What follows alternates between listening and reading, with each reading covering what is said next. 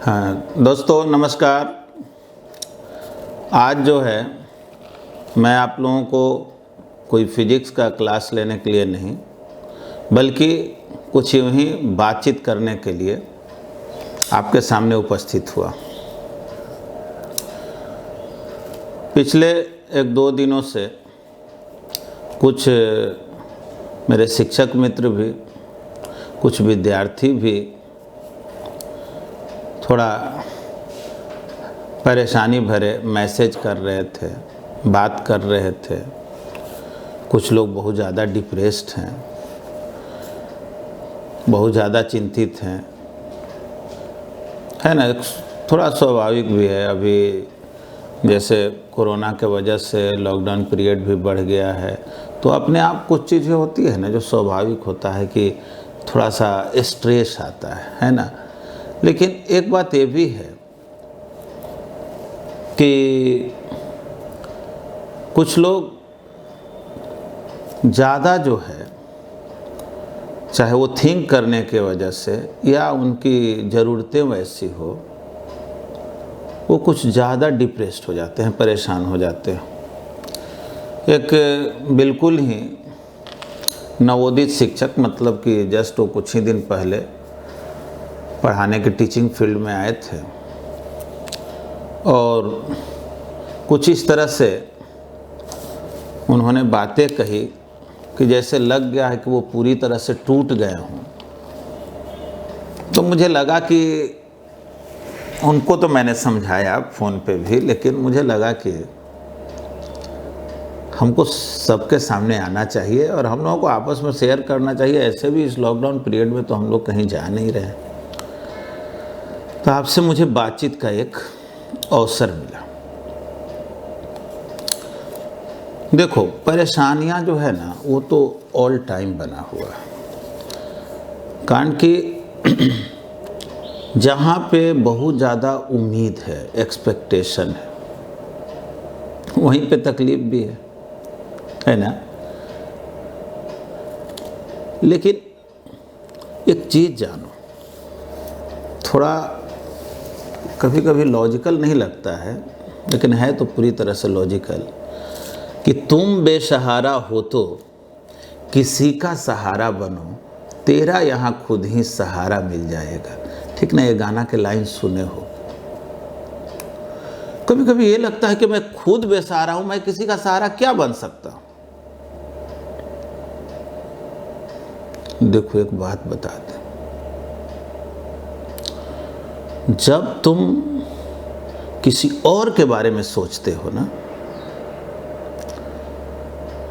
अपनी तकलीफों से परे हट करके थोड़ा सोच को और बड़ा करते हो,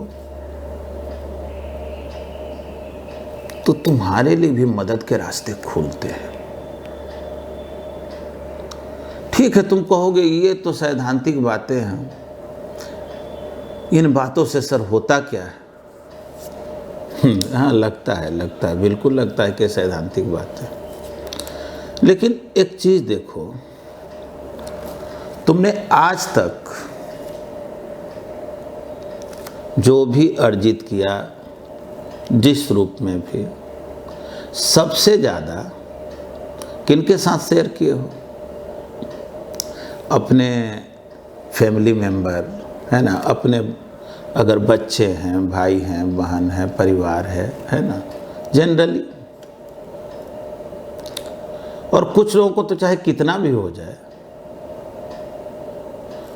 वो अपने दायरे से बाहर निकलते नहीं। देखो, कष्ट जो है ना वो बहुत विचित्र है। किसी को तकलीफ है तो उसको उसके पैर में चप्पल नहीं, और किसी को तकलीफ है कि उसका पैर नहीं। थोड़ा सोचो, अगर आप शिक्षक हैं या आप एक अच्छे स्थिति में चल रहे थे, सब कुछ आपका ठीक ठाक चल रहा था, और अचानक बीच का एक पीरियड आया जिसमें सब कुछ थम सा गया, दिक्कत हो गया, है ना। कुछ सपने टूटे, क्योंकि क्या क्या सोच रखे थे, इस साल ऐसे करना है, ऐसे करना है। तुम्हारे लिए ही नहीं, मुझे भी, मैं तो हर साल सोचता हूँ ना कि मैं क्या करना है ना। मैं एक लैंड को देखा था कि बच्चों के लिए मुझे स्कूल बनाना, उसके लिए मैंने रोड मैप तैयार किया था। बहुत से वो स्कूल वाले से फ्रेंचाइजी का मैंने बात किया था, और एक नया सिस्टम लाने वाला था कि कैसे एक अच्छे और बड़े स्कूल में भी साधारण बच्चे भी, साधारण घर के भी बच्चे पढ़ सके। और उनके लिए मैंने बहुत बहुत सारी बातें सोची थी, फिर क्या क्या मुझे काम करना है। मैं तो हमेशा रोड मैप बनाता हूँ। और अचानक क्या हुआ कि सारा सिस्टम रुक गया, है ना। लेकिन मेरे दिमाग में जो बातें आई कि अच्छा एक बात बताओ, मेरा तो सर्वाइवल फिर भी है, लेकिन उन लोगों का क्या होगा जो हर दिन कमाते थे और खाते थे।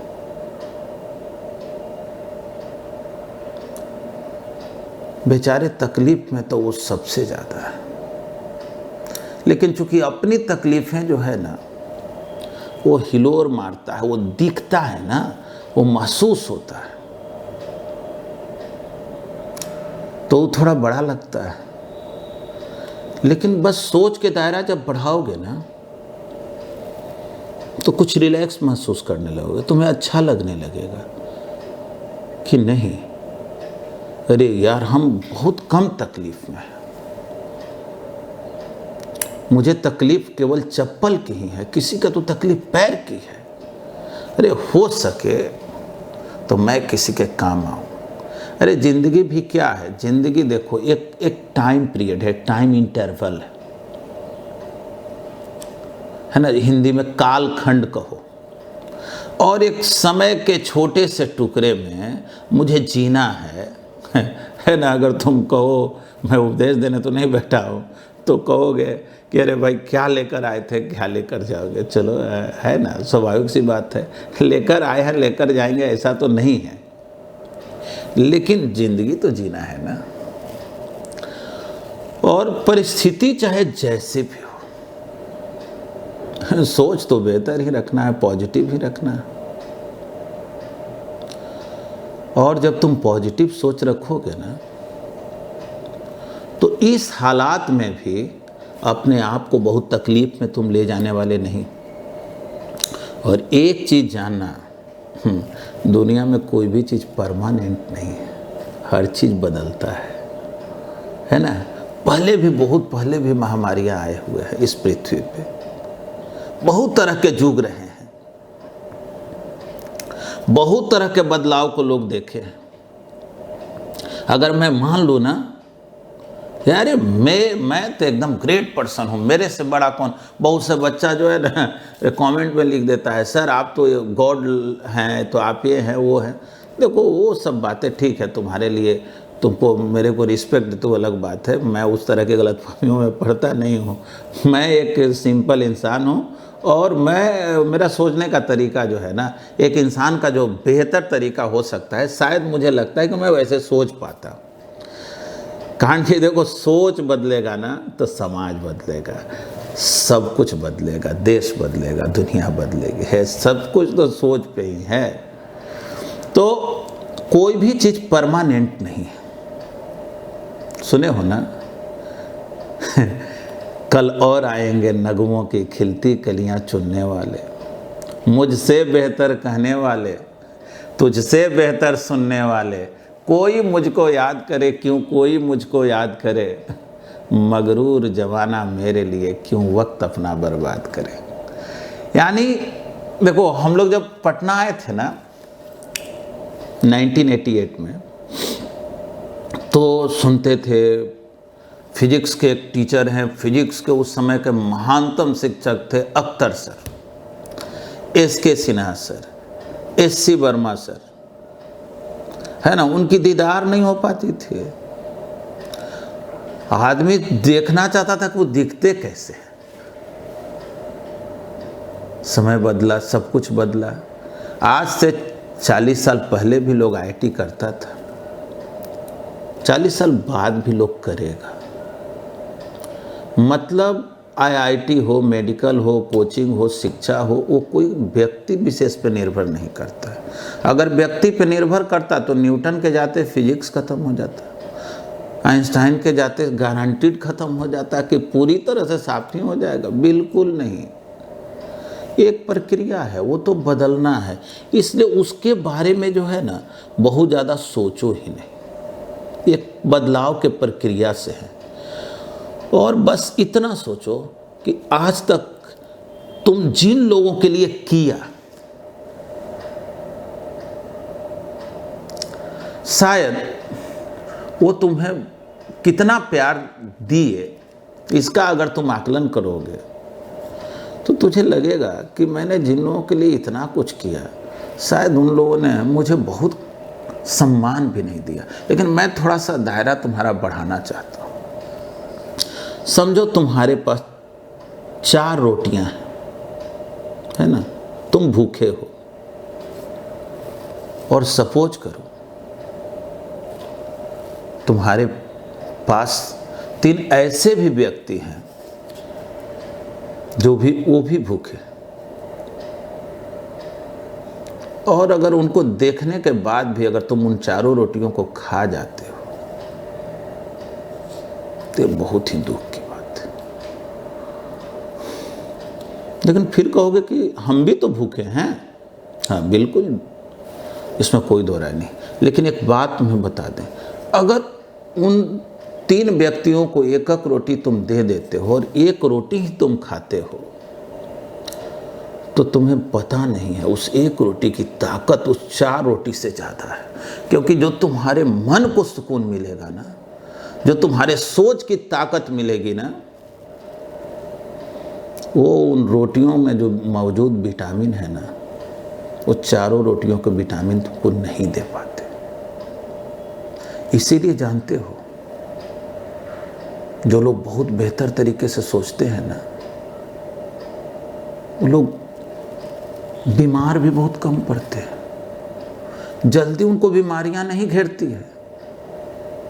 और जो लोग लगे हुए हैं ना पढ़ने के लिए, तो खूब पढ़े हैं, वो आईएएस बन गए हैं, एसपी बन गए हैं, बीडीओ बन गए हैं, सीओ बन गए हैं, बड़े बड़े पदों पे चले गए हैं, और दनादन इन्हीं गरीबों के रोटियां चुरा रहे हैं, गलत काम में लीन है, करप्शन में लीन है। देखना ना, वो अक्सर बीमार रहते हैं,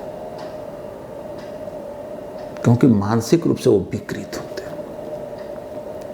और मानसिक रूप से विकृत होगे ना, तनाव तो होगी ही ना। सोचो, कुछ भी कोई गलत करता है तो पहले वो तो जानता है ना, इसलिए पहले उस पे मत जाओ। तुम ये सोचो ना कि हम इस हालात में भी कितने लोगों को मदद कर सकते हैं।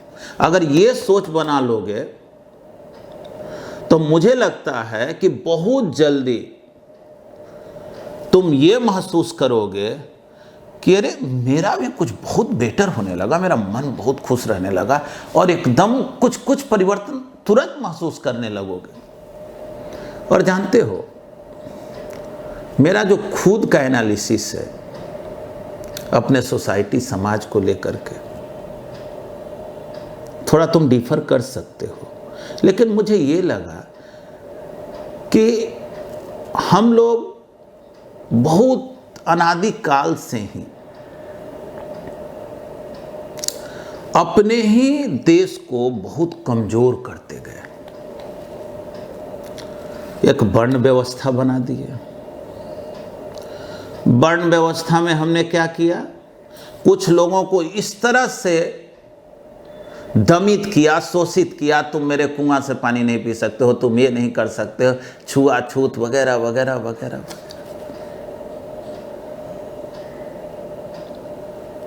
है ना। सोचो, हम लोग एक बहुत बड़े वर्ग को कभी सम्मान नहीं दिया, जो दिन रात तुम्हारे लिए काम किए। बस मैं यही कहता हूं ना कि अपने बच्चा के लिए किया सो किया, परिवार के लिए किया सो किया, कुछ वैसे लोगों के लिए करो जिनको तुमसे उम्मीद नहीं है, और देखो वो तुम्हारे परिवार से बढ़ करके तुम्हारे लिए जान देने को तैयार है कि नहीं। प्रेम में बहुत ताकत है। और एक चीज जानना, प्रकृति ने सुख भोगने का मात्र एक साधन दिया है, वो है प्रेम। जब तुम्हारे हृदय में प्रेम नहीं ना है, जो भरा न हो भावों से, जिसमें बहता रसधार नहीं, वो मानो नहीं पत्थर है जिसमें स्वदेश का प्यार नहीं। देखो, प्यार अगर तुम्हारे हृदय में नहीं है ना, लोगों के लिए तुम्हारे मन में अगर दया भाव, क्षमा भाव और त्याग का भाव नहीं है ना, तो सही मायने में तुम बहुत बेहतर इंसान नहीं हो सकते। देखो, हम लोग ऐसे कभी कभी सोचते हैं ना, क्यों? अरे भाई, उन लोगों को तो हम लोगों ने व्यवस्था कर दिया, जो शोषित दमित थे, एक तो उनको आरक्षण दे दिए, है ना। कभी कभी हम लोग ऐसे भी सोचते हैं। वो आगे निकल जाता है कम पढ़ लिख करके भी। जानते हो, थोड़ा सोचना, आरक्षण किसी को मिल गया और अगर मान लो मैं आरक्षण से कहीं सेलेक्ट हुआ, कोई नौकरी पाया, और उधर साइड में कोई बात कर रहा है, अरे वो वही है, किसी तरह से आया है ना।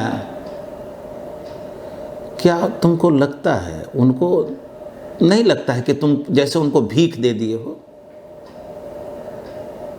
बिल्कुल नहीं। जानते हो, उन्हें आरक्षण की ज़रूरत नहीं थी, उन्हें प्यार की ज़रूरत थी, सम्मान की ज़रूरत थी। आज भी हमारे जो भारतीय गांव हैं, गांवों में जातिवादी टोले होते, और कुछ जो वैसे लोगों को तुम देखते हो तो कहते हो यार ये ऐसे ही हैं, है ना। भले वो तुम्हारे गंदगी साफ करते हैं। एक भी देखना, गंदा करने वाला महान है और गंदगी साफ करने वाला इस समाज में नीचे रहता है ना। वो होना तो उल्टा चाहिए था, लेकिन चलो एक सोच बनाई गई। शुरू में ही बोला कि मेरे से तुम डिफर कर सकते हो, लेकिन ये सोच गंदी है। अगर काश मैं उनको कलेजे से लगाया होता ना, शुरू से ही उनको इज्जत दिया रहता ना, उनको सम्मान दिया रहता ना, तो आज हम इतने खंडित नहीं होते। कहलाने को अखंड भारत है ना। कहते हैं कि ये मेरा तो साम्राज्य यहाँ तक था, हम अब आज यहाँ तक हो गए हैं, तो क्या क्या बहुत डाइवर्सिटी, यूनिटी इन डाइवर्सिटी वगैरह वगैरह वगैरह। लेकिन थोड़ा सोचो, खंड खंड में बटा हुआ समाज, खंड खंड में बटा हुआ देश को अखंडित कहना, केवल भूमि को अखंडित होने से अखंडित होता है। जानते हो, चार दीवारी से जो है ना कोई देश नहीं बनता। भूमि के रक्षा ही देश का रक्षा नहीं है। उस भूमि पे रहने वाले जो लोग हैं ना, उनके बीच जब परस्पर प्यार, समान, एक दूसरे के सुख दुख में सहभागिता नहीं होगी, तो यकीन मानो कभी भी वो देश विकसित नहीं हो सकता। और जैसे सोचो, अभी कुछ लोग जो पोस्ट वगैरह डालते हैं, उसमें वो बोलते हैं क्या कि भाई मुझे तो, हम तो लोन ले लिए हैं, हम इस तरह के दिक्कत में हैं सर, हम तो बिल्डिंग किराए पे लिए हुए हैं, उसमें कोचिंग चला रहे हैं, कोचिंग में तो कोई एडमिशन हो नहीं रहा है, कुछ व्यापारी वर्ग परेशान है, हमको उसका रेंट भी पे करना है, गवर्नमेंट जो है EMI तो काट रही है, लेकिन फिर भी जो है हम लोगों को कोई सहूलियत नहीं, हम क्या करें, कैसे करें, वो बहुत परेशान है। देखो, ऐसी बातें नहीं है। कंप्रोमाइज़ सिर्फ तुम्ही को नहीं करना पड़ेगा, है ना। कंप्रोमाइज़ हर लोग करेगा, उसको लेके परेशान मत हो। कोई एक व्यक्ति थोड़े ना परेशान है, सब लोग परेशान हैं। तुमको अगर दिखते हैं तो तुमसे जुड़े हुए जो लोग हैं उनको भी दिखते हैं, है ना। अगर मान लो तुम किसी बिल्डिंग में इंस्टीट्यूट चलाते हो और उस इंस्टीट्यूट को जो बिल्डिंग ओनर है उनको भी बहुत हेवी EMI देना पड़ सकता है, देते हूँ, उनके ऊपर भी परेशानियां हैं। तो ऐसा थोड़े है, सरकार भी कुछ सोचेगी, हम लोग भी आपस में सोचेंगे, कुछ निराकरण निकालेंगे। अभी तो एक संक्रमण का काल है, उस पीरियड से बाहर निकलने की बात है। और एक पॉजिटिव ऊर्जा के साथ, ऐसा नहीं कि निकले और बीमार पड़ गए, बिल्कुल नहीं, एक पॉजिटिव ऊर्जा के साथ। देखो वैसे तो देखने के लिए जो है ना, इसमें तुम पॉजिटिविटी को भी देख सकते हो। जैसे अभी तुम बहुत से न्यूज़ चैनल में देखते होगे किसी की, भाई लुधियाना से हिमालय का दर्शन हो रहा है, पॉल्यूशन मुक्त हो गया है, दुनिया बहुत खूबसूरत हो गई है, गंगा नदी जो है ना उसके पानी एकदम क्लीन होने लगा है, हर नदियाँ जो है उसके पॉल्यूशन घट रहे हैं। लेकिन तुम फिर सोचोगे कि भाई ये अब कौन सा बात कर रहे हैं, वो तेरी खूबसूरती भी किस काम के, जिसके दीदार हमें मैसर न हो, है ना। लगता है कि जब हम वहाँ जा ही नहीं सकते हैं तो फिर किस काम के, देख ही नहीं सकते हैं तो किस काम के। बिल्कुल एक चीज़ जानो, हमको तो पॉजिटिव चीज़ों को लेना भी तो है ना। अगर तुम जिस शहर में हो, जिस गांव में हो, वहाँ का जो है ध्वनि प्रदूषण, थोड़ा जो डस्ट पॉल्यूशन वगैरह वगैरह जो भी है वो सब थोड़े घटे हैं तो थोड़ी बीमारियां भी घटेगी। ये मेरा ये पॉजिटिविटी है। कोरोना इफ़ेक्ट जो है नहीं होता तो ये दुनिया कभी भी रुकती नहीं। एक आपाधापी में, मुझे तो याद है ना, मैं तो रुका ही नहीं, मैं तो पर डे 12 घंटे काम करने वाला आदमी, एक ना एकदम मान मजदूर आदमी मैं। देखो मजदूर मैं इसलिए सब लगाता हूँ ना, जो भी व्यक्ति दिन रात परिश्रम करता है, अपने पसीने के कमाई से अपने परिवार को खिलाता पालता और देश के लिए कुछ करता है, वो सब मजदूरों की ही कैटेगरी में आती है। हम मजदूरी अलग अलग हो सकता है लेकिन हम सब मजदूर ही हैं, है ना। मजदूर मगर मगरूर भी हूँ, ऊर्जा से भरपूर भी हूँ, शहीदों के तस्वीरों में पास भी हूँ और दूर भी हूँ, भारत के परदेशों में, दुनिया के हर देशों में लिखता उनका तकदीर भी हूँ। ईश्वर के रूप में मानव हूँ पर सबका पालनहार हूँ, है ना। एक मेरे ही मैं बिहार हूँ पोएम से जो है एक छंद को लाए। बस एक चीज़ जानो, थोड़ा इसमें हम लोगों को सोचना अलग तरीके से है। खास करके मैं उन लोगों के लिए बात करूं जो अभी जस्ट न्यू एंट्री किए, नए शिक्षक हैं। वैसे एक बात जानना, शिक्षक जो है ना वो लगभग हमेशा नए ही होते हैं। वो 20 साल पढ़ा ले, 30 साल पढ़ा ले, नए हैं क्योंकि उनमें सीखने की जो है ना काबिलियत होती है। वो अपने से बड़ों से, छोटों से, और ज्ञान की तो सीमाएं अनंत है, तो वो लगातार सीखते रहते हैं। तो नए तो सब हैं, ज्ञान के पॉइंट ऑफ व्यू से सोचो तो सब नए के नए ही हैं। लेकिन कुछ लोग जो जस्ट अभी बीड़ा उठाए, मैं उनको बोलता हूँ आपको घबराने की जरूरत नहीं, आप तो अभी शुरू किए थे। अरे तो जो बहुत ऊंचाई तक उठा होता है वो जब गिरता है ना तो चोट लगता है, और आप जो है अभी तो चढ़े ही नहीं थे तो आप गिरे कहाँ से। इसलिए अभी तो आप आनंद लीजिए कि देखते हैं ये प्रकृति भी क्या खेल खेलती है, और जो भी हो हम थोड़ा एंजॉय करेंगे।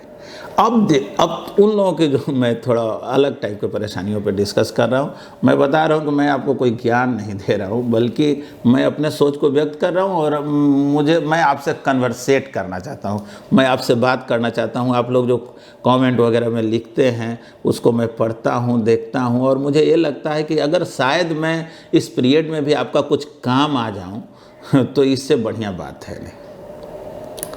तो देखिए, पहले तो हमें सही रास्ते पे ही रहना चाहिए, सोच को सही बनाना चाहिए। एक चीज हमेशा याद रखिए, सत्य के साथ रह करके पराजित होना बेहतर है असत्य के साथ होकर के विजेता बनने से।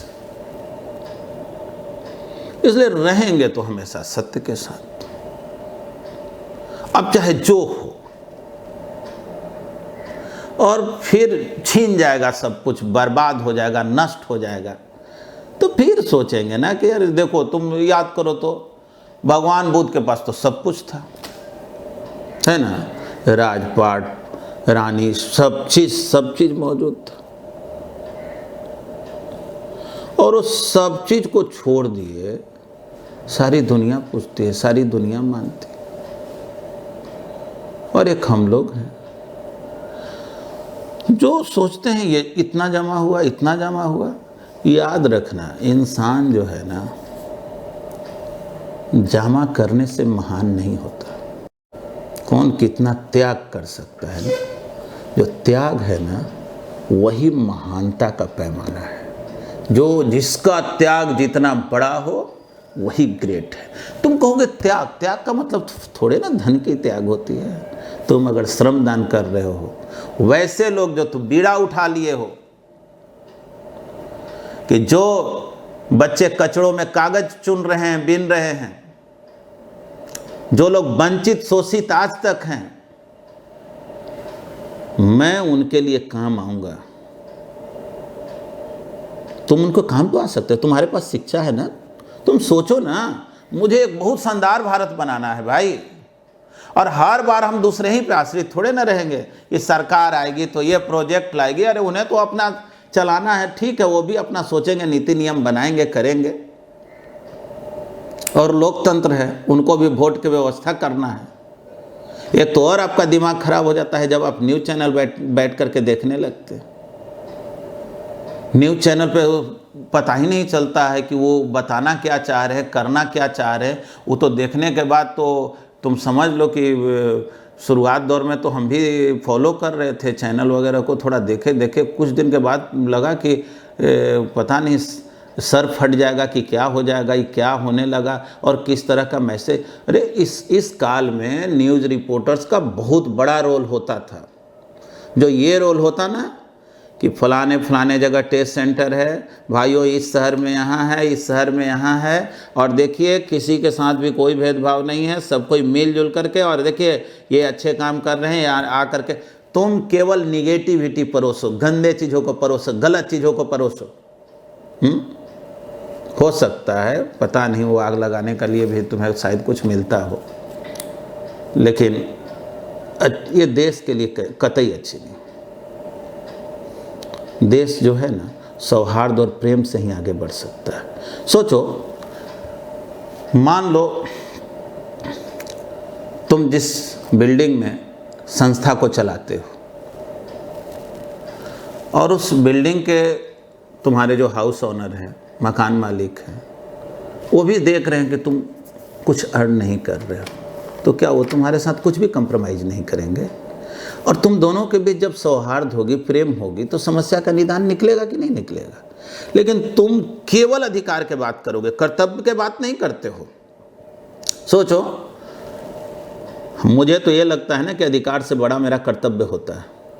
हमारे माता पिता के प्रति क्या कर्तव्य है, मुझे सोसाइटी के प्रति क्या कर्तव्य है। हम अगर अपने बच्चों को उनके कर्तव्य सिखा देना और कर्तव्य का पालन करने लगे ना, तो जानते हो मुझे विदेशों की कोई ज़रूरत नहीं पड़ेगी अपने विकास के लिए, मुझे एफडीआई की ज़रूरत नहीं पड़ेगी। हम लोग सब मिल के ही इस देश को विकास कर लेंगे, मिल के ही इस देश को शिक्षित कर लेंगे। हम सारे पढ़े लिखे लोग अगर ये डिसाइड कर लेना कि झुग्गी झोपड़ी में रहने वाले बच्चे, जो तुम्हारे घर में काम करने वाली महिलाएं हैं, उनके बच्चे जो हैं, जो सही ढंग से स्कूल नहीं जा पाते हैं, बहुत से ऐसे लोग हैं, बहुत से, उनको हम जाति बिरादरी के आधार पर नहीं बोलना चाहते हैं। हम ये बोलना चाह रहे हैं कि जो भी दमित शोषित है, अगर हम लोग सब लोग मिल जाएं कि नहीं, इनका तो व्यवस्था हम खुद करेंगे, इनके लिए मैं काम करूंगा। जानते हो, कभी किसी से प्रेम करके देखो, अब फिर देखना वो तुम्हारे लिए कैसे अपना जान न्यौछावर करता है। हमने तो देखा है, मैंने उस धारा से हट के भी देखा है, अपनों से अलग भी होकर के परायों को मदद करके देखा है। हालांकि पराया वर्ड सही नहीं है, वो तो मैंने उनको कभी समझा नहीं, लेकिन चलो दुनिया जिसे पराया कहती, ठीक ना। तो सोच को इस तरह से बनानी। अब देखो, एक जो नवोदित शिक्षक, उनकी परेशानियां क्या क्या होती है। जैसे हम लोग शुरू में जब पढ़ाते थे ना, हम लोगों के पास जब 10-20 स्टूडेंट होता था तो अगल बगल जो भी दूसरे लोग पढ़ा रहे होते थे तो बहुत तरह के लोग कमेंट्स करता है ना, जैसे अरे उसको कुछ नहीं आता है, वो तो बेवकूफ़ है, उस तरह तरह के, उससे ना कोर्स ख़त्म होगा ना उसको कुछ पढ़ाने आएगा, उसका ये टॉपिक वीक है वगैरह वगैरह कह के लोग आपस में ही एक दूसरे की आलोचना करते थे। जानते हो, शुरू में लगता था कि हम किसी के बारे में कुछ बोलते नहीं हैं और ये लोग जो है मेरे बारे में इतना कुछ उल्टा पुल्टा बकता है। कोई विद्यार्थी आगे कहे कि सर जानते हैं फलाने सर के यहाँ गए थे ना, वो सर जो है ना आपके बारे में इतना आलतू फालतू बक रहे थे, बहुत बुरा लग रहा था सर। तो शुरुआत दौर में तो हमको लगा ना कि वो मेरा काम बिगाड़ रहा, हम भी उसका काम बिगाड़े। तो पहले तो मन में आया कि चलो इनके अगेंस्ट मुझे भी बोलना, लेकिन जब अगेंस्ट हम बोलने लगे तो अगले दिन वो कुछ और सोच के कुछ नया नया अगेंस्ट बोले मेरा, कुछ अपना गाली के स्तर बढ़ा लिया था। हम भी सोचे कि कौन डायलॉग बोलेंगे कि एकदम पराजित हो जाएगा, दिन रात सोचते थे। अब जानते हो फिजिक्स तो छोड़ दिए, अब ये सोचते थे ना कि उस शिक्षक के बारे में क्या बोले कि उसको बहुत तकलीफ लगे। इस तरह से नकारात्मकता पैदा होते गया। अब घर के परिवार भी जो है ना वो भी अच्छा नहीं लगे, उस सब से भी लगे ना कि क्योंकि देखो मन में नकारात्मकता भरा हुआ है तो कहीं बेचैनी उधर भी निकल जाए, घर में भी आपस में झंझट हो जाए। फिर हमको लगा कि सॉल्यूशन क्या है भाई, गजब का फील्ड में आ गए हैं। हर जगह देखो क्रिटिसाइज है ना। अब चूंकि बहुत यंग एज में आ गए थे ना, 22.5 साल की उम्र से पढ़ाने लगे थे, तो जाहिर है थोड़ा सोचने का उतना मैच्योरिटी डेवलप नहीं ना हुई थी, तो सोचने का तरीका, लेकिन कुछ नहीं, बस मुझे लगता है कि वो काल मेरे लिए, वो कालखंड जो है वो 4 से 5 महीने का रहा होगा जब मैं किसी के बारे में कुछ रिएक्शन में बोला था। उसके बाद मैंने एक दूसरा तरीका अपनाया। जैसे कोई भी विद्यार्थी मेरे पास आता था, कहे कि जानते हैं सर फलाना सर बोल रहे थे ना कि उसके यहाँ पढ़ोगे ना, एगो बच्चा पढ़ता था कि वो बोल रहा है अरे उनको ये कुछ नहीं आता है, वो तो ऐसे करते वैसे करते। तो हम उसको बोले ना कि देखो भाई तुम पढ़ने आए हो ना, देखो पता नहीं वो कैसे मेरे को जानते हैं, मैं तो उनको जानता नहीं और मैं किसी के खिलाफ़ क्या बोल सकता हूँ। मुझे तो देखो एक चीज़ मुझे आज भी लगता है कि किसी का प्रशंसा करना हो ना तो आसान काम है, वो चाहे जैसे भी दिखते हो उनको तुम प्रशंसा कर सकते हो, है ना। कोई आदमी अगर मान लो सांवला भी है काला भी है तो तुम कहोगे कि जानते हो रंग के काले हो लेकिन तुम दिल के बहुत भोले भाले हो। उनको बहुत अच्छा लगने लगता है ना। कोई भी चीज, प्रशंसा कुछ भी, लेकिन आलोचना करने के लिए उसके बारे में जानना पड़ता है, समझना पड़ता है। इसलिए हम उसको बोले कि जैसे मान लो कि कोई टीचर बोले कि उसको ये टॉपिक अच्छा नहीं आता है, हम बोले कि देखो ऐसा है ना कि मैं पढ़ाया हूँ पिछले साल, हो सके वो कॉपी देखे हों और उनको लगा हो कि ये बहुत अच्छा नहीं पढ़ा रहा, तो आगे हम कोशिश करेंगे, हम इस पे और स्टडी करेंगे कि हम अच्छा करें।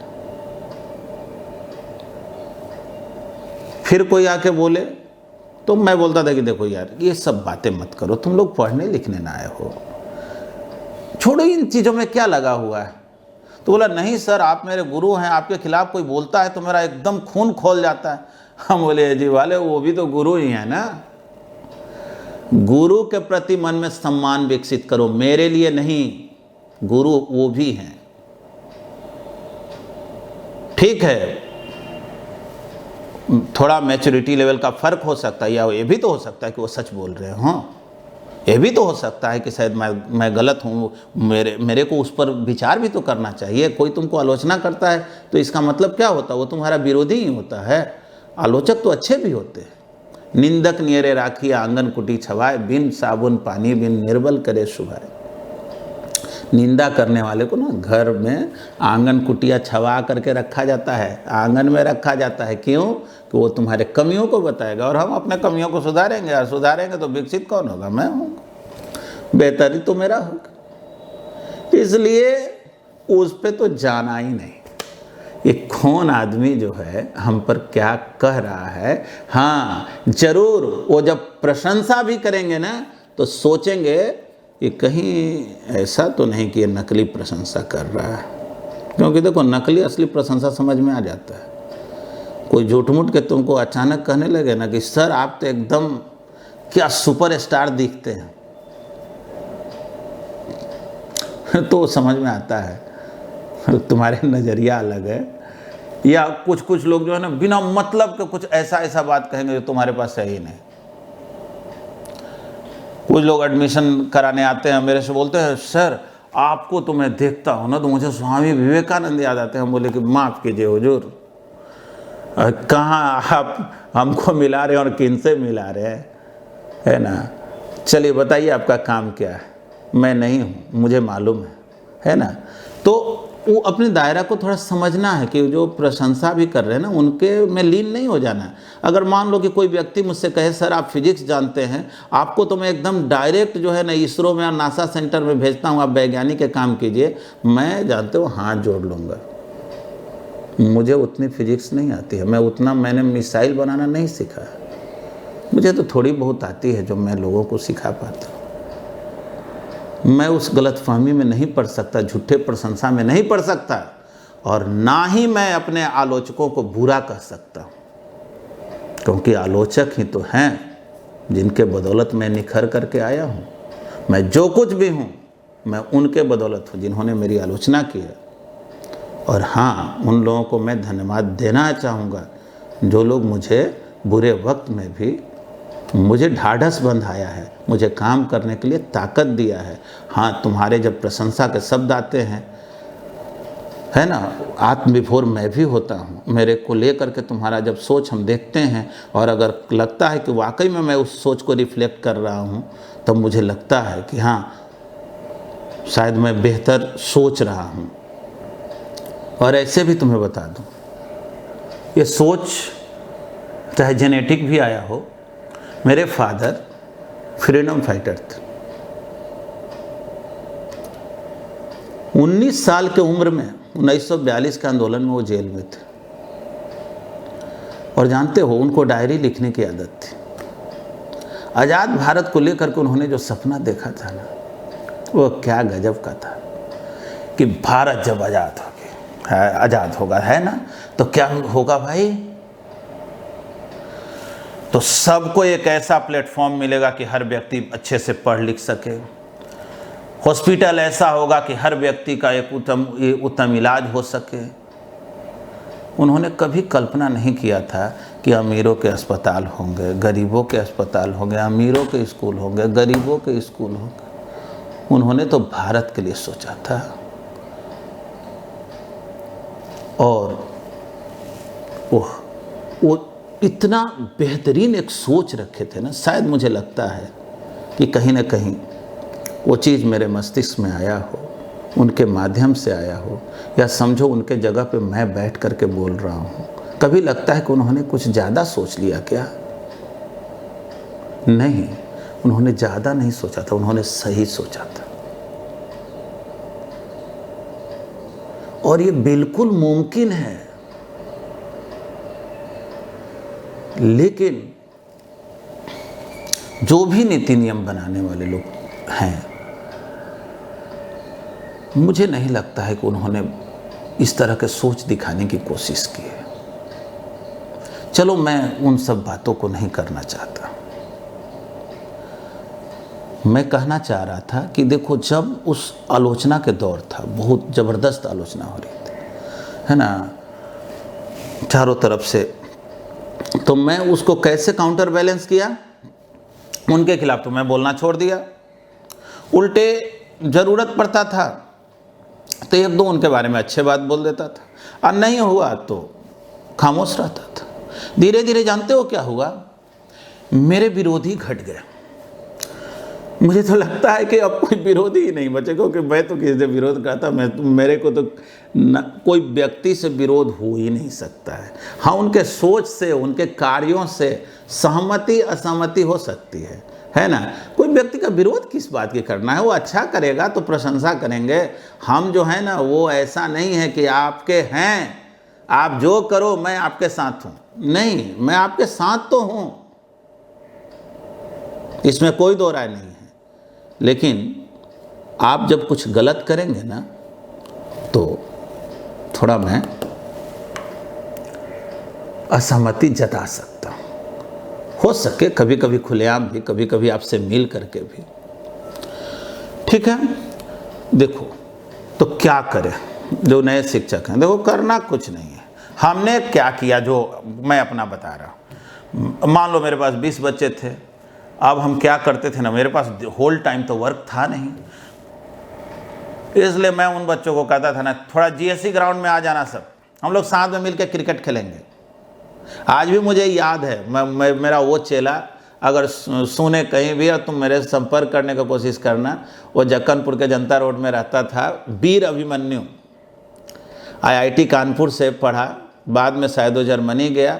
मेरा अभी फ़िलहाल उससे संपर्क नहीं है। अभिमन्यु, आज भी मैं नहीं भूला हूँ, तुम फिजिक्स के पिच पे तो एकदम चौका छक्का लगाता ही था, और तुम स्पिन गेंदबाजी भी बहुत अच्छा करता था। ज़रूरत पड़ने पे गाने चुटकुले जो भी तुम रखते थे, आज भी मेरे हृदय में तुम हो, है ना। वैसे तो बहुत से विद्यार्थी हैं, वो शुरुआत दौर की बातें मैं बता रहा हूँ। बहुत से बच्चे थे जो मिले थे, अलग अलग दौर के थे। एक का नाम ले लेना मैं उचित समझा, क्योंकि शुरुआत दौर में कोई विद्यार्थी मिला था जो कि मुझे बहुत इन्फ्लुएंस किया था। जानते हो, अब मेरा मन अच्छा लगने लगा, बच्चों के साथ खेलते थे। यही नहीं, हम बोले ना कि देखो, जो लोग भी मेरे डेरा के नज़दीक रहता है ना, रात के 8 बजे तुम लोग चले आना, हम लोग वहीं बैठ करके थोड़ा पढ़ेंगे भी और रैकेट खेलेंगे। ओह, क्या मैं उन दिनों को बात बताऊं। जानते हो, उन दिनों मेरे पास कहो तो एक बाइक जो था वो संपत्ति था, है ना, और कुछ नहीं था। मेरे बैंक में 5,000 10,000 रुपये भी शायद ही रहे होंगे। लेकिन वो जो मस्ती भरी और खुश नसीबी के जो दिनें थी ना, वो आज कहाँ मैसर है। बहुत अच्छे दिन थे। बच्चों में मैं लीन हुआ, दिन रात तरक्की करते गया, बच्चे ही एक दूसरे से इन्फ्लुएंस किए और मैं लगातार काम करते रहा। देखो, एक बात बता रहे हैं, कोई जो है ना, बच्चा मेरे से क्वेश्चन पूछा है कि सर आप 12-12 घंटा कैसे पढ़ा लेते हैं। ठीक है, कुछ लोग ये कहेगा, जानते हो इस सन की है, पागल है। देखो, तुम दो ही स्थिति में काम को कर सकते हो, जो मेरी अब पर्सनल ओपिनियन है। देखो, ना मैं कोई डॉक्टर हो, ना मनोवैज्ञानिक हूँ, ना कोई विद्वान व्यक्ति हूँ, जो मेरे पर्सनल ओपिनियन है मैं वो शेयर कर रहा हूँ। दो ही स्थिति में व्यक्ति काम बहुत अच्छे ढंग से करता है। एक, या तो तुम्हारी ज़रूरतें हो, मजबूरियाँ हो, है ना, और नहीं तो तुम्हारे पास ज़बरदस्त शौक हो। तो मजबूरियां तो थी। मैं जब 5 साल का ही था ना, तो मेरे फादर की हत्या हो गई थी और एक हस्ती की हत्या हुई थी, और हृदय में मैं उस आग को लेकर जिया था। कितना मुश्किल रहा होगा वो दौर। माँ पढ़ी लिखी नहीं थी, फूड के क्वालिटी की क्या क्वांटिटी की भी कमी थी। लेकिन जानते हो, जज्बा कम नहीं हुआ था। उस विपरीत परिस्थिति में भी हौसले तो इतने थे कि मेरे पास साधन न होते हुए भी मैं गांव से पटना आया, अपने छोटे भाई को लेकर के आया। छोटा भाई भी मेरा डॉक्टर है, जो मैं हूं तुम समझ ही रहे हो। और जब दुखी होता था ना, कभी प्रेमचंद का जीवनी पढ़ लेते थे, है ना, कुछ लाइब्रेरी वगैरह है जहाँ मुफ्त में तुम किताब पढ़ सकते हो, वहाँ बैठ करके थोड़ा कभी जॉर्ज वाशिंगटन के बारे में पढ़ लो, मार्टिन लूथर के बारे में पढ़ लो, है ना, अच्छे अच्छे लोगों के बारे में थोड़ा पढ़ो। ओह, वो इतना ताकत मिल जाता था ना, बस पढ़ने के बाद मुझे एकदम ऊर्जा से भरपूर। अरे यार, वो तो मेरे से खराब परिस्थिति में थे, वो जब वहां से यहां पहुंच सकते हैं तो हम तो उनसे बहुत आगे हैं। तो एक तो विपरीत परिस्थिति में जो है ना, सोच को पॉजिटिव रखना है। अब प्रेरणा उनसे लेना है ना जो फर्श से अर्श तक पहुंचे। तो लगातार काम तुम करोगे तो कहोगे कि सर जानते हैं काम तो करना हम भी चाहते हैं, हम थक जाते हैं। हम बोले कि अच्छा सोचो, तुम्हारे घर में जो तुम्हारे घर में महिलाएं हैं, खाना बनाती हैं, बर्तन धोती हैं, कुछ दिन के बाद कहती हैं मैं बहुत थक गई। चलो थक ही जाती हैं। ये भी तुम सोचो कि वो महिला जो सिर पे टोकरी में सब्जी लेकर के इलाके इलाके बेचने जाती है, एक मोहल्ले से दूसरे मोहल्ले, एक गांव से दूसरे गांव, 5-10 किलोमीटर पैदल सर पे बोझ लेकर के जो सब्जी बेचने निकलती है, और वो भी घर पे आके खाना बनाती है ना। उनके तुलना में तो उनकी तकलीफ़ें थोड़ी कम है, लेकिन जानते हो उस विपरीत परिस्थिति में भी जीने का एक आनंद है। यह स्ट्रगल जो है ना, संघर्ष ही जीवन है, बिना स्ट्रगल का तो आनंद ही नहीं है।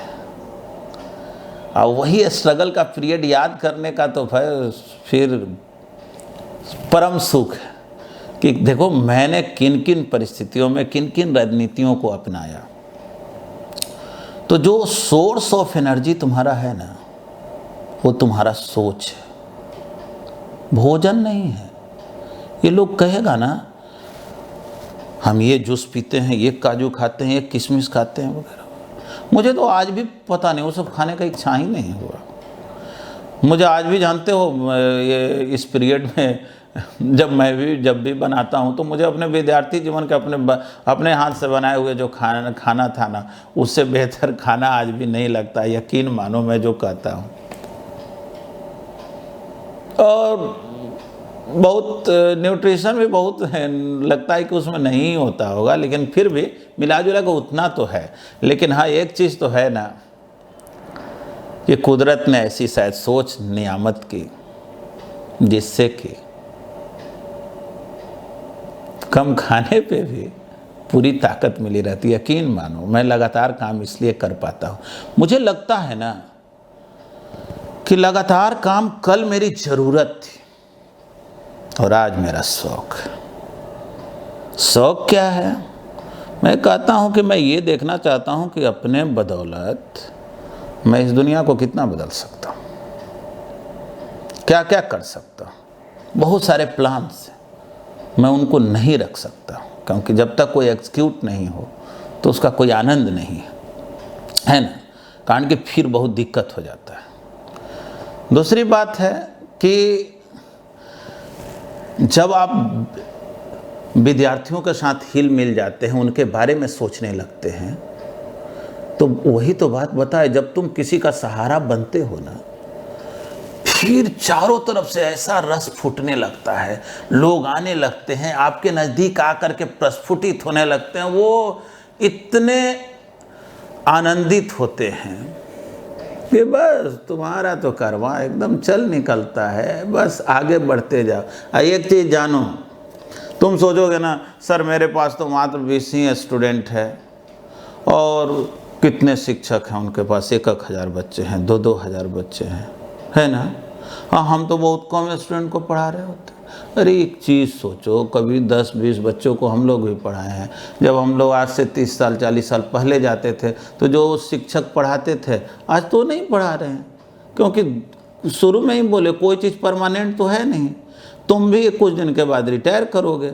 इसलिए बस ये सोचो ना कि हम जिंदगी को बहुत आनंदित तरीके से कैसे जिए और अपने ज़रूरतों को थोड़ा मिनिमाइज करना, ठीक ना, उसको थोड़ा कम रखना, मैं आज भी ये सलाह नहीं देना चाहूँगा कि बहुत ज़्यादा लोन वगैरह ले करके आदमी को बिना मतलब का संसाधन नहीं जुटाना चाहिए। अनिवार्य आवश्यकता में तो किया जा सकता है, लेकिन जो हमारे अनिवार्य नहीं है ना, उनके लिए वो प्रक्रिया सही नहीं होता है, क्योंकि आफत विपत परेशानी कब आ जाए कोई जानता नहीं है, और वो स्टेप जो है ना तुमको नुकसानदायक होता है। कुछ दिन पहले मेरे से एक शिक्षक मिले, उनको अपने स्कूल से हटा दिया गया था, बहुत दुखी थे।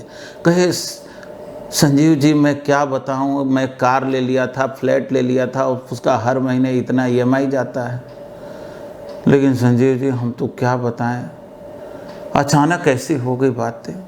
जब स्कूल नहीं ज्वाइन किए थे तब आप क्या करते थे? तो बोले कि तब मैं कुछ बच्चों को ट्यूशन वगैरह लेता था। हम बोले कि वही जो आपकी जो काबिलियत थी वो आपको स्कूल तक पहुंचाया, स्कूल आपको अच्छा सैलरी देने लगा, तो उससे आपने फ्लैट कार वगैरह सब लोन पे ले लिया, उसका EMI चुकाते रहा। ठीक है, ये तो अलग बात है कि स्कूल वालों ने आपको निकाल दिया। ये भी तो हो सकता था शायद कभी आपका दुर्घटना हो गया होता, कोई तरह की तकलीफ़ें आ गई होती, है ना, वो भी तो हो सकता था। तो आपको तकलीफ़ क्या है? तो तकलीफ़ ये है कि हम उस EMI को चुकाएंगे कैसे। हम बोले कि ऐसा सोचिए, फ्लैट नहीं था तो आप कैसे रहते थे? तो सर हम डेरा लेके रहते थे। तो हम बोले कि ऐसा सोचिए ना 1 मिनट के लिए, थोड़ा सा वर्स्ट से वर्स्ट क्या हो सकता है, बुरा से बुरा। अरे एक तो अभी है कि आप दूसरे स्कूल में इंटरव्यू देंगे, कहीं जाएंगे और किसी तरह से कोई ना कोई, मान लीजिए हो सके वहाँ आपको 50,000 रुपया महीना मिल रहा हो, कहीं आपको 20,000 मिलेगा, यही ना हो सकता है। कुछ आपको एक्स्ट्रा वर्क करना पड़ेगा, चलिए कोई बात नहीं। लेकिन हम ये सोचते हैं कि कोई स्कूल आपको रखा नहीं, चलिए हम लोग एकदम वर्स्ट सिचुएशन में जाते हैं, खराब से खराब से। चलिए आप अपने फ्लैट को बेच दिया, तो आपका पास ड्यूज कितना है? तो आप बोले कि हमको 18 लाख रुपया अभी चुकाना है। फ्लैट आपने बेच दिया 40 लाख रुपये में, मान लीजिए 50 लाख रुपये में, 18 लाख रुपये लोन आपने चुका दिया। अब चलिए कार आपकी ज़रूरत तो रही नहीं, इसको भी रख के क्या करें? चलो हटा देते हैं। मान लो 1 मिनट के, मैं ये नहीं कह रहा कि ये सोल्यूशन है, हम कह रहे वर्स्ट क्या हो सकता है। लेकिन आपकी समस्या वो नहीं है, आपकी समस्या ये है कि हमने तो अपने गांव घर के लोगों को, अपने इष्टों मित्रों सारे लोगों को मैंने तो ये बता चुका था कि अरे भाई मैं तो यहाँ पहुँच गया हूँ, अब मैं फ्लैट बेच करके क्या मुंह दिखाऊंगा, कार बेच करके अब कैसे मोटरसाइकिल से। अजीब हाल है, आपने तो अपने जंजाल को खुद ही अर्जित कर लिया है। अरे क्या फ्लैट को खरीदते समय और वो लोग जो है आपको कोई मदद किए थे? आप हमेशा दुनिया को देख करके चलेंगे, है ना। क्या लोग कहता है, अरे कुछ तो लोग कहेंगे, लोगों का काम है कहना, है ना, वो मत सोचो। हमारे साथ जो परिस्थिति है ना, उसके अनुसार मेरी रणनीति होगी। छोड़ दो दुनिया क्या सोचती है, वो हरदम कुछ ना कुछ सोचते हैं, कुछ ना कुछ आपका क्रिटिसाइज वो हमेशा करते हैं। इसलिए उन बातों में पढ़ने की जरूरत ही नहीं है। हम लोग क्या हैं, ये इस धरती पे आने वाली तो सीता माँ भी बदनाम हुई थी ना। आप तो एक साधारण इंसान है ना, उस तरह का सोच मत बने, मेरा साफ साफ मानना है। वैसे सोच से अक्सर जो है तकलीफ होता है। और देखिए कुछ बात जो है ना, जो अपने कंट्रोल में नहीं है। किसी को आंसू उसने दी, किसी को दिल से संवारा, अटखेलियां समझोगे कैसे, अबोध जो ठहरे दुश्मनों ने नहीं, तुझे तो वक्त ने मारा, है ना। तो देखो कुछ बातें जो है ना, जो अपने बस में नहीं है, जो अपने बस में नहीं है, फिर अब उसके बारे में मैं क्या सोचूं। बस मेरा काम एक ही है कि हम सही ढंग से सोचेंगे, एक नया प्रण लेंगे कि आने वाला जो वक्त है उसमें 100 में 90 अगर हम खर्च करेंगे अपने परिवार पे, तो 10 मैं उन लोगों पे भी खर्च करूंगा जिनसे भले मेरी खून के रिश्ता नहीं हो, लेकिन वो ज़रूरतमंद हैं। और अगर हम सब मिल गए ना, हम सब मतलब केवल शिक्षक की बात मैं नहीं कर रहा हूँ, मतलब सारे लोग, देश के सारे लोग परस्पर एक दूसरे के सुख दुख के सहभागी बन गए ना, तब ना यहाँ कोई भूखा नंगा होगा, और ना ही पे जो है ना कोई कराह रहा होगा जिसका दर्द भी कोई सुनने वाला नहीं होगा। ईश्वर जो है ना वो तुम खुद ही बन जाओगे, दूसरों के लिए तुम खुद रहनुमा बन जाओगे। और यही सोच जो मेरी अपनी समझ है, और मुझे लगता है कि मेरी समझ कहीं से भी गलत नहीं है। कोई भी अड़ोस पड़ोस अगल बगल किसी को तकलीफ हो, जहां तक तुम्हारे नजर जाए और पहुंच जाए वहां तक तकलीफ हो, और अगर उसका दर्द तुम्हारे सीने में होता हो, और अगर सब लोग ऐसा महसूस करने लगे, तो फिर भारत को विकसित होने से कोई रोकेगा क्या? इसलिए अभी भी हमको यही सोचना है कि अभी भी मैं लोगों को किस तरह से काम में आ सकता हूं। मैं शिक्षक हूं, चलो मोबाइल पे नहीं होगा, मेरे पास बहुत संसाधन नहीं है, अब तो तुमको हम क्या बतलाएं। ये जो मैं तुम्हारे सामने हूं, कुछ दिन तक मैं किसी और के मोबाइल से वीडियो रिकॉर्ड करके तुम्हारे पास मैसेज कर रहा था। कुछ दिन के बाद फिर मेरा एक स्टूडेंट ही है जो देखा कि वीडियो क्वालिटी अच्छा नहीं है, तो उसके पास एक कैमरा था, वो लेकर के आया और वो कुछ दिन तक मेरे को हेल्प किया। और अब जो है ये दूसरा, मैं समझो कि तुम्हारे सामने वीडियो शूट कर रहा हूँ, जो मैंने अपने स्तर से अपने लिए एक कैमरे को व्यवस्था किया। सोचो वो लोग आखिर क्यों देखे कि सर का कुछ दिक्कत हो रहा है, वो लोग खींचे चले आए मेरे ओर कि नहीं ये ऐसे करिए, ऐसे कीजिए तो ज़्यादा बेहतर है। इसलिए क्योंकि उन्होंने क्लासरूम में मेरी भावनाओं को देखा था, महसूस किया था। कभी हम लोग ने भेद करके नहीं सोचा था। जब तुम एकदम हर चीज़ को भेद करते हो, तोड़ देते हो, है ना, तुम्हारे बगल में बैठा हुआ व्यक्ति के तुम जाति जानने के लिए बेचैन होते हो, तो क्या बताओ, इस तरह के सोच से कभी हम लोगों का देश विकास कर सकता है? इसलिए बस सोच बदलो, देश बदलेगा। सोच बदलो, समाज बदलेगा। और सोच बदलो तो कुछ और बदले या ना बदले, तुम्हारा तन मन बदलेगा, है ना। बहुत अच्छा फील करोगे, खुशहाल फील करोगे, स्वस्थ रहोगे, अच्छा रहोगे। तो आए हम लोग संकल्प लें।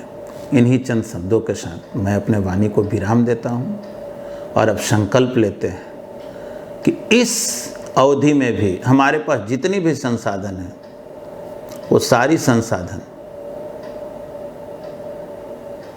में जो भी संभव हो सकेगा, मैं उन लोगों के मदद के लिए सामने आऊँगा। संसाधन का मतलब केवल धन दौलत नहीं होता है। तुम्हारे पास ज्ञान है, ज्ञान के माध्यम से चलो, ये तो एक तो अच्छी बात है इसकी ये भी है ना कि इसी बहाने हम लोग जो है ना कुछ वीडियो बना करके कुछ लोगों के बीच जो है मैसेज दे रहा हूँ। लेकिन हाँ, एक चीज़ हमेशा ज़रूर याद रखना, वो जब व्हाट्सएप पे वगैरह कोरोना भगाने का तरीका जो कोई अलग अलग तरह के साधु मौलवी वगैरह सब आकर के अपना अपना प्रवचन झाड़ जाते हैं कि ये करो तो कोरोना ख़त्म, ये करो वो करो, मैं ना मैसेज को फॉरवर्ड भी मत करो, लोगों के बीच गुमराह करने की कोशिश मत करो।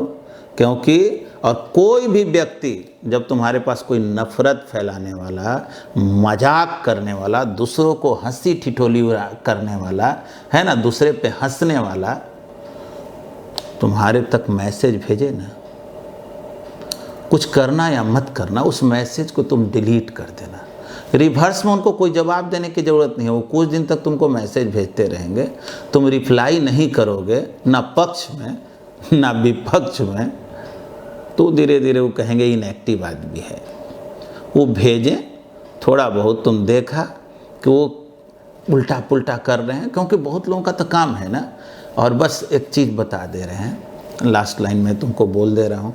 मैंने कुछ दिन पहले पोएम लिखा था, तो पोएम तो मैं बहुत सारा लिखा हूँ, बाद में मैं तुम्हारे साथ पोएम भी शेयर करूँगा, अच्छे अच्छे भी पोएम को शेयर करूँगा जो केवल समस्याओं पे नहीं हो बल्कि तुम्हारे अंदरूनी खुशियों के लिए भी हो, मैं वो भी शेयर करूँगा।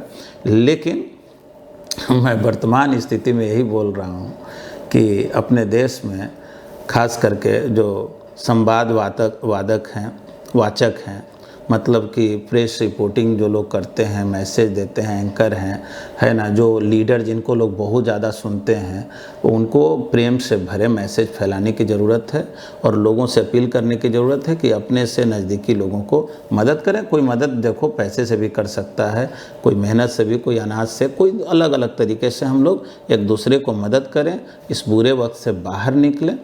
और इस अवधि में मैं व्यंग भरी पोएम का लाइन तो नहीं बोल करके मैं कुछ इंस्पिरेशनल बातें बोलना चाहता हूँ। हो सके मैं कुछ लोगों को थोड़ा कड़वे भी लग सकते हैं, कुछ बुरे भी लगे हों तो माफ़ करना भाई, लेकिन मैं तो जो हूँ सो हूँ। मैं तो शुरू में ही बोला, मैं सत्य के साथ पराजित होकर के रहना बेहतर समझता हूँ असत्य के साथ विजेता होने से। तो बस ये लाइन तुम्हें बता दूँ कि भले ही मैं तुझे कड़वे लगूं मगर तुझे नाज होगी मेरी हर चीज़ पे। प्यार भले ही मत दे, तरस तो ज़रूर आएगी तुझे अपने अजीज पे। मुझे आशा ही नहीं पूरी विश्वास से लौटाओगे एक दिन मेरे इस चाहत के दहलीज पे। हाँ, धन्यवाद।